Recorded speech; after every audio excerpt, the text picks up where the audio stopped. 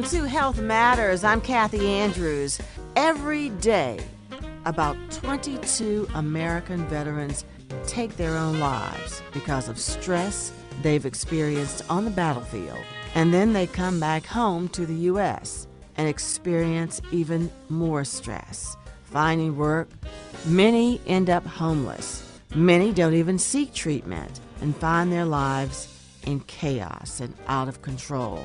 Today, my guests are Tyrone Williams. He is a veteran and a social worker at Family Health Centers, and Stacy Graham. She is a counselor. Now, if you are having problems, you're a veteran, you don't have to travel to Columbia or Charleston. You can go to any Family Health Center, and we have 7 centers around the Orangeburg County region. First, Tyrone, welcome to the show. Thank you for having me. Tell me about your situation. You're a veteran and you're a social worker. Tell me about your experience on the battlefield and why you decided to go into social work. And you're specifically working with veterans now. Okay, I was in the Air Force, so I was in combat zone. There was a lot of situations that we faced as far as mortar attacks, missiles, that kind of thing. But I never had a gun like the Army folks. But at the same time, it was some very scary, tricky moments. And we just had to learn how to cope with the stress on a daily basis and not knowing what tomorrow would be. You know, we just had to keep going. And as I got ready to retire from the military, I just started thinking about some of the things I wanted to do. And I just looked back on my career, and I always had desire to help. And I go back to when I was in Utah. I started out helping with the Special Olympics, and also I started a program, a Sub for Santa, where we help kids during Christmas. And then the next base I went to, which is South Dakota, and I continued that kind of work. And I would work again with Sub for Santa and Battered Wives. So you've always been in this Yes. sort of service industry, and being a veteran, I guess you really wanted to help veterans. Tell me, what is the most pressing problem that you see among veterans today? Well, there are a couple of them. One is a lot of veterans are unsure of what they can do on the outside. With myself, I work with explosives. So it wasn't nothing to translate in the civilian life to my job in the military. So I didn't know what to do. I was in school, and one of my students came to me one day and said, you know, you make a good social worker. Mm-hmm. And that kind of stuck with me, and I pursued that. And when I retired, I started going back to school. And so, in veterans, if you want to go back to school, there are programs that will help you and actually pay for your work, right? Your schoolwork. Yeah, there are a couple of, I know there's 2. But the one I was in, you know, if you have a disability and you have more than 10%, I believe it is, you can go back and the military or the government would help you with your education. Being that my job wouldn't translate over to civilian life, they gave me the opportunity to take another career, and I chose the social work. So I can see where that would be a problem because you're dealing with explosives and you're in charge of, you told me you were a master sergeant, and so how do you transfer that over into,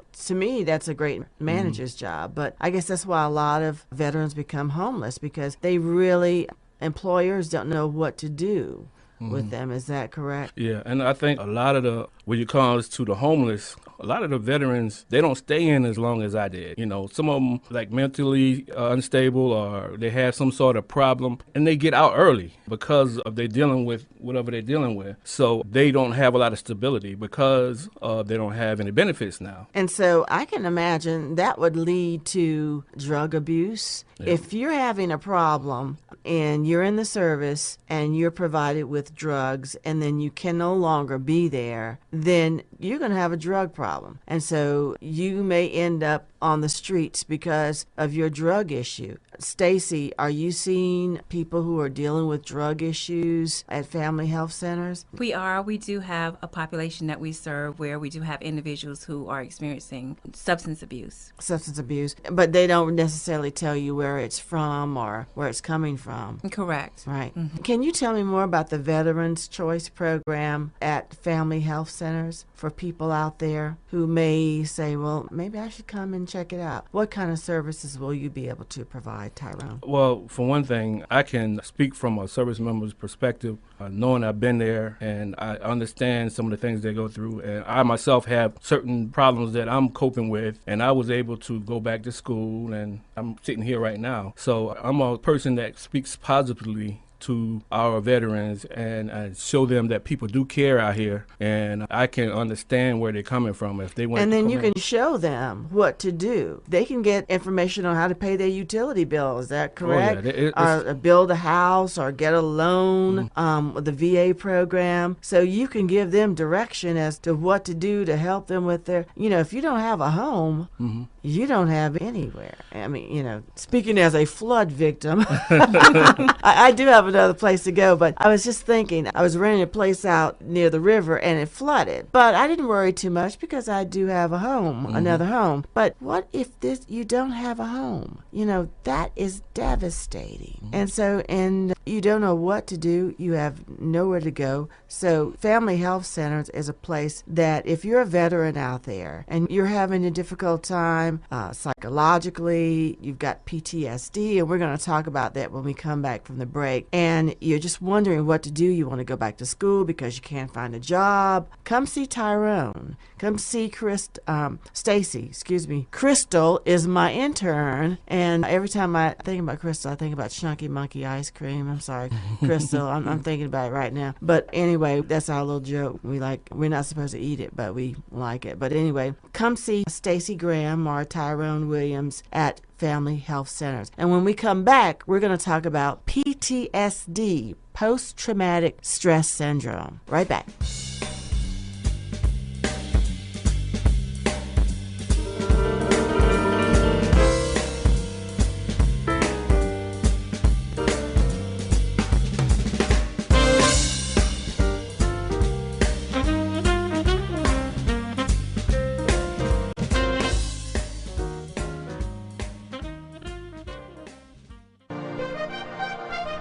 Are you a coffee or tea drinker? Did you know that the prevalence of dental problems increase after drinking caffeine or sugary drinks? Prevent dental problems. Family Health Matters is the place for all your dental needs. Dental hours are from 8 a.m. to 8 p.m. Monday through Thursday and 8 a.m. to 5 p.m. on Fridays. For more information, visit www.myfhc.org. Asthma is one of the most common lifelong chronic diseases. 1 in 14 Americans live with asthma, a disease that affects the lungs, causing repeated episodes of wheezing, breathlessness, chest tightness, and coughing. Asthma cannot be cured, but it is possible to manage successfully by knowing the warning signs of an attack, avoiding things that may trigger attacks, and following the advice of your healthcare provider. Let Family Health Centers assist you with your healthcare needs by scheduling an appointment today at 803-531-6900. B90.3 FM is your official home for all the excitement of Bulldog football. Saturday, November 7th, it's the final home game of the regular season as Coach Buddy Pugh of the Bulldogs take on North Carolina A&T. It's a battle for the top spot in the Mid-Eastern Athletic Conference and postseason play in the Celebration Bowl. The game is Senior Faculty Staff Appreciation Day. SC State will honor 12 seniors who will wear the garnet and blue for the final time. Faculty and staff members are invited to come out and cheer on the Bulldogs in this all-important contest. The broadcast starts with the pregame show at 12:45 p.m., followed by the kickoff at 1:30 p.m. Join Ernest Robinson and Bobby Gills for all the excitement of college football on your home for the Bulldogs. B90.3 FM. We are SC State. This is Paul Bryant, Director of Athletics at South Carolina State University. When I'm out and about, I keep my station locked to B90.3 FM.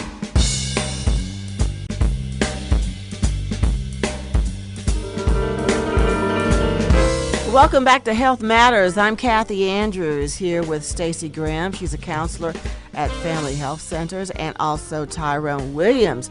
He is a social worker. And during the break, we were talking about veterans. How do we get the word out to veterans? Because a lot of them don't listen to radio. If you have a family member out there, tell them about Family Health Centers, about the program there, about Tyrone, about Stacy, and the help that you can get. And during the break, we were talking about, you said that there is a homeless area in Sumter, Yes, it where is. there's nothing but veterans there. Yeah, it's a lot of veterans there. I went and I spoke with a bunch of them, and I asked them what their concerns were, what some of the things that they needed, and a lot of the things they told me was being retrained. And the main thing was they didn't have transportation, and they was like, well, even if we get the services and try to get educated or get this rehabilitated, how do we get there? What kind of mode of transportation we have? I don't have a car. I don't, and those were a lot of concerns. And again, I had one gentleman that kept interrupting, I guess because he had dealt with people in the past. Maybe I'm not sure what his thing was, but he just started interjecting into our conversation, and he just using profanity and those kind of things, and as if nobody cared. We're homeless. Nobody's going to help us. And well, see, I don't understand that, because I personally know of a veteran, and he is on disability. Mm-hmm. He is getting about $4,000 a month. I guess it varies depending on your, but he walks around like you and me, and he has PTSD. So why can't these people, these same people who served in different capacities, why can't they get some help to get them on their feet? What makes the difference between whether you receive disability or help or whether I receive it? Well, for one thing, they have to identify that. If you're not telling, and in the military, they had this thing where I don't want to tell everybody that I got a weakness. I'm a strong, healthy man. I don't want to say that I got PTSD. I don't want to say I have anxiety disorder or I have an issue with whatever, because they don't want the stigma that goes along with it. So they want to get out and they want to try to do things on their own, but that doesn't work for them. And they find themselves trying to cope with it, and they get into these other things. Well, see, I know people who are different. Well, I don't know whether it's a racial thing. The person that I know is Caucasian, and he is very proud, and he has flags all over the house, and I'm a proud veteran. I work for my country. He's got a service dog. I've got PTSD, and I'm proud of the fact that I am a veteran. Is there a difference between Caucasian veterans and African American veterans? Is there some type of difference there with the treatment and the services that you have seen examples of? Yeah, well, they are. A lot of it is they look at us as African Americans, and I don't know whether they think we want handouts or what, but I don't want to help you, and we have to really work harder to get these services. And a lot of times we are rejected at first, but you have to keep coming back. And sometimes, and I think that's the problem, that a lot of African Americans, we give up. We give up. If one person doesn't help you, you go to person number 2. If that person doesn't help you, you go to person number 3. And if that person doesn't help you, make another phone call. And you got to keep going, because you can get into that negative cycle. I'm sure you've seen it, Stacy, where people think, well, I call Miss Jones or Mr. Smith, and they said, I'm going to get no help, and I'm African American, and they get into a despondent mode, and they just, I've seen people die of bleeding ulcers because I believe it was caused by stress. As an African American, they couldn't find work, or they had some other issue. And whereas, like I said, as my friend who's the Caucasian, he's a very proud veteran, and but he is doing well. He does not have to suffer. He doesn't have to be homeless or anything like that. He's getting the monies that he rightfully deserves. So what would you suggest African Americans who are feeling pretty despondent about the services they've received? Well, first of all, you need to get with someone that really wants to help. And Family Health Center, I'm there. Miss Stacy Graham is there. We all here, and we're willing to direct you to provide some avenues so you can take. And I can give you some pointers as far as my aspect, what things I had to go through. It's not going to be handed out and given it to you. You have to demand it, and these are your rights. Nobody's giving this to you. It's not a handout. These are your rights. So you have to realize that and come in with that attitude, like, hey, you know what? And you have to press. You have to open your mouth. You have to press on. You have to do that. As James Brown said, open the door. Open the door. I'll walk through it. And we'll come right back with we've got a few more minutes. Okay, Clarence, we've got a few more minutes. What about women in the military, Stacy? We've been hearing a lot about sexual assault within the military, and a lot of women are just coming forward and talking about it. What are some of the difficulties that you believe that women veterans have when it comes to talking about sexual assault, especially in the military? It's hard enough talking about it as a civilian. Absolutely. I think that most times women veterans, they may fear, if it's a power thing, who will believe me if I come forward? Will I have the support that I need? So they may find it very difficult to come forward and identify that they have been assaulted. And just depending on who the assailant was may have a lot to do with it. Depending on the person's rank may play a factor into why many women do not come forth to report assault, sexual assault. Well, and it's October. This is October. It's Domestic Violence Awareness Month. And not getting off the subject, but we find that abusers come in all styles, Absolutely. From janitors to surgeons. And if you're in the military, then that's definitely, you've got that extra pressure of your master sergeant or whoever that you have to deal with. What about PTSD, post-traumatic stress syndrome? A lot of people don't understand it. If you're a domestic violence victim, you experience post-traumatic stress syndrome. If you've been hit in a car accident, you may not be able to drive for a while. What is the difference between, or is there a difference between a veteran who has post-traumatic stress syndrome and a civilian? Well, for myself, if you're overseas, you're in a war zone. So already in your back of your mind, you're looking for something to happen. So you're worried. Your anxiety comes in already. That's where your anxiety comes in. And then when you actually witness things or see things, you become jumpy. And it's just a different type of stress. I think on the civilian side, it's something that is like all of a sudden something happens, something out of the ordinary. But, being in the military, we understand that we're going to be facing all kind of situations. But when we actually in it, it's a different thing. And it's prolonged. And there's nothing you can do about it. There's nothing you can do about it. And then after you get the time to worry about it. You building up. Okay, you're going to go deploy. You're going to be there X amount of time. So when you get there, you worry about it the whole time you're there, and it becomes a point where you get numb to the point where you say, you know what, I may not live tomorrow, but I'm going to do what I got to do today. You just and that goes back to we were talking about family during the break. A lot of people don't understand that what a person has gone through in the war, looking at dead bodies on a daily basis and stepping on a landmine. We're going to talk more about PTSD and the differences in PTSD when we come right back with Health Matters.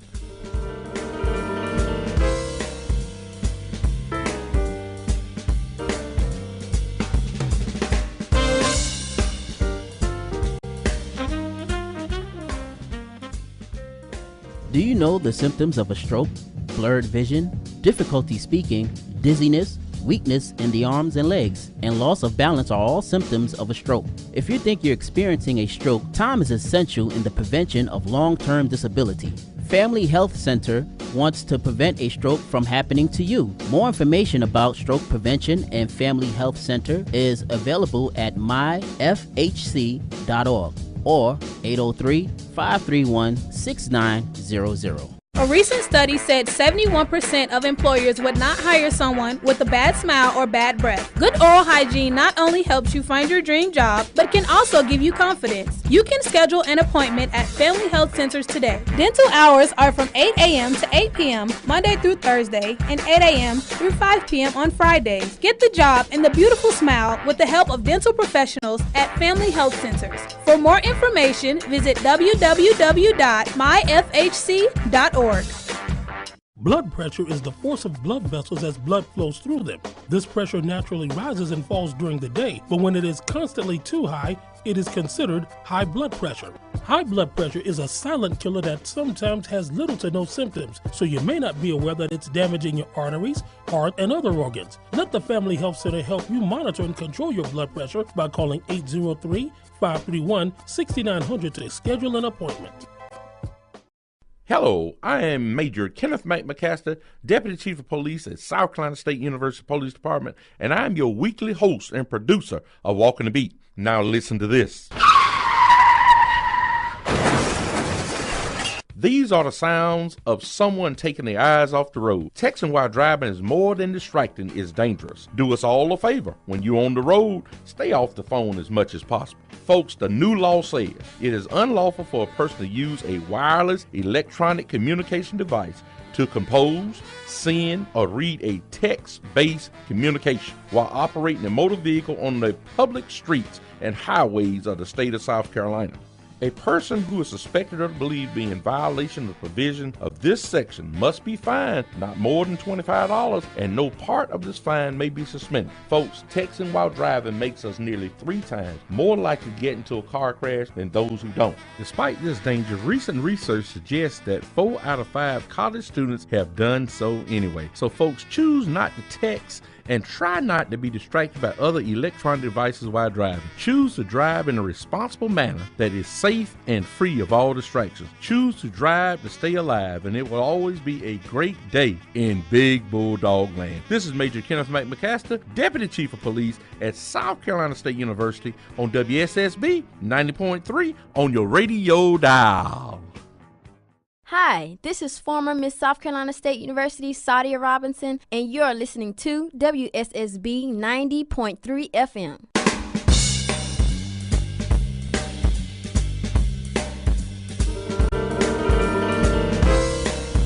Welcome back to Health Matters. I'm Kathy Andrews here with Tyrone Williams, social worker with Family Health Centers, and also Stacey Graham. She is a counselor with Family Health Centers. We were talking about PTSD, which can be traced back to the Civil War, can be found in the Holocaust victims, but we didn't take it seriously until 1980 when the American Psychiatric Association added it to manuals for mental disorders. And in 2008, the RAND Corporation found that 1 in 6 war veterans suffered from PTSD or depression. A lot of people will tell you, especially people who live in certain communities, that I've got PTSD every day. I walk out my door, I don't know whether I'm going to be shot or not. I'm living with it too. What's the difference between what a veteran experiences and what a person who perhaps lives in a crime-ridden area or in a situation where they can't get out of it? What's the difference? Okay.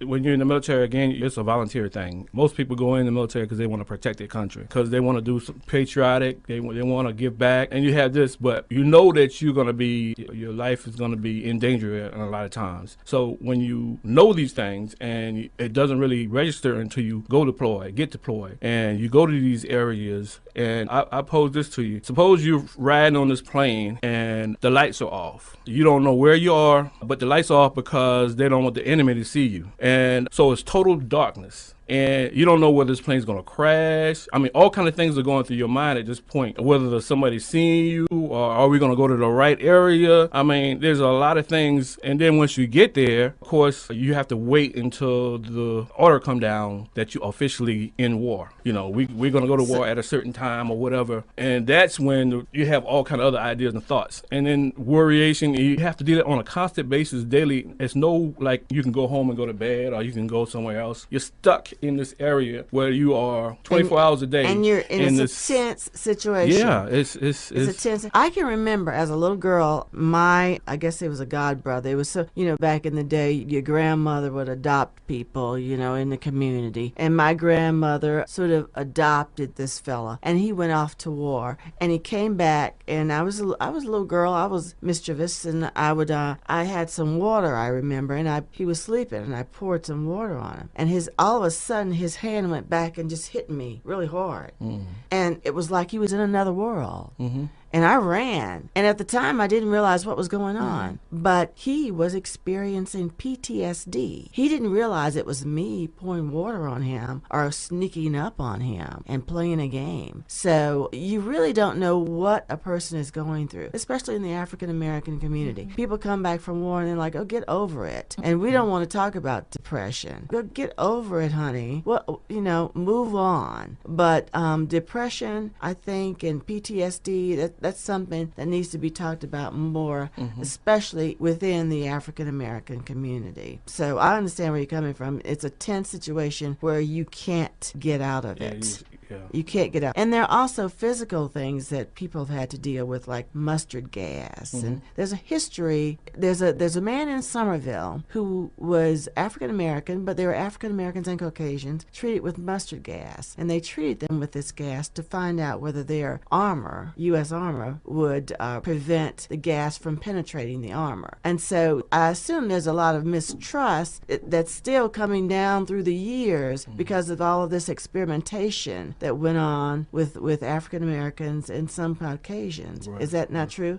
Because there are a lot of health problems that result. I was talking to a friend of yours the other day. He has sarcoidosis. A lot of people don't know anything about sarcoidosis, but it's a respiratory problem. And he was in the war. So it could have been caused by that. So are you seeing that too? A lot of untreated ailments. There's a lot of untreated ailments out there. People are not coming forward because, again, the stigma that comes along with it. And also, people don't even know what they have. I mean, a lot of people have symptoms. They don't know what it is, and it goes on and on and on. And I could talk about my uncle, for instance.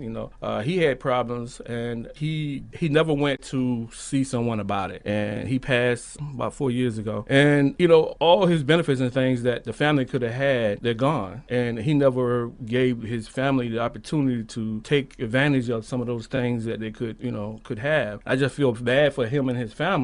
And he was a 27-year Army veteran. And again, that's that I'm strong, I'm Army strong, and, and this and that. And now he's gone. So, are you going to be having any type of seminars or any type of workshops or anything like that might be able to, any type of outreach that might help people understand that they have benefits and they have rights and there are things that they can do?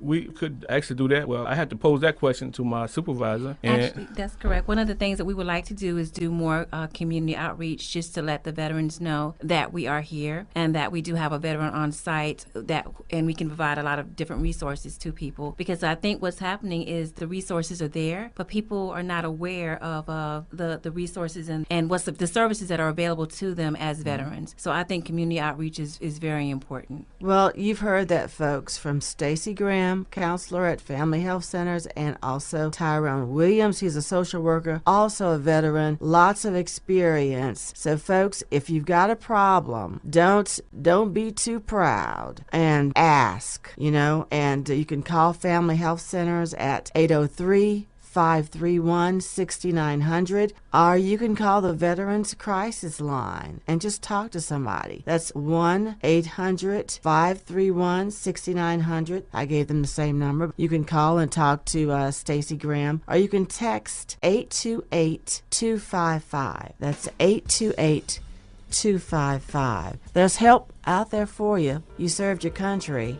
so come out to Family Health Centers and get treated and get some respect. I'm Kathy Andrews. You've been listening to Health Matters.